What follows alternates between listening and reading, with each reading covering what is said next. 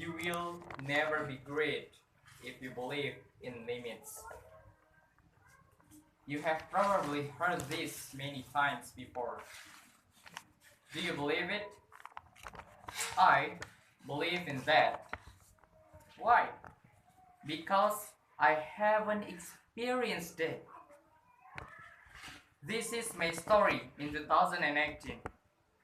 I graduated from my school and really wanted to continue my education to higher education institutions, both in Indonesia or abroad. However, God says otherwise. I had not qualified to continue my education in college. In the end, I decided to keep going because I don't want to stop with one dream, that I work to help my parents' economy. Then I tried to find a job that suited my interest in the field of computers. I thought there were many jobs in the computer field, such as receptionists, computers, and others.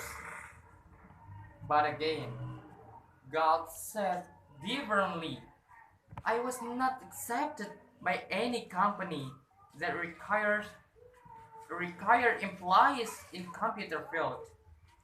At first, I felt down because my dream, which was to continue my education to higher education, was not successful. Nor did I work in a field that matched my ability. Finally, again, I looked for another way to keep going, and so that I didn't have no one dream. After several months, I was looking for a job which in my opinion is far different from the field that I have the ability. This company is engaged in food and beverage, and my position as a store crew or cooker, which is very inversely proportional in my abilities.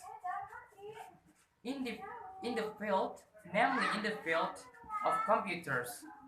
At first, everything I did in this job was very hard because I had to take a path that I didn't want. But as time went on, I still did the work to help my parents' economy. And then during breaks, I opened social media in which there is some information about top universities in the world, namely Oxford and Harvard. When they open registration for new students with the requirements that they must have worked experience first, especially Harvard University, which requires prospective students to have at least 1 year of work experience. Why? Because having work experience, their mindset will be very open when they study at the university. And that's and that's when they will discover the limits they have and the abilities they have for them to continue and move beyond their limits. So, I get a value that is meaningful for me to continue to move beyond my limits. That I have to continue to try do things outside the limits. That I have to keep going without the limits. So, ladies and gentlemen, think about the balloon. There is absolutely no limits unless it were tied to something. If the balloon is tied to something, then it's impossible for reach to reach the sky.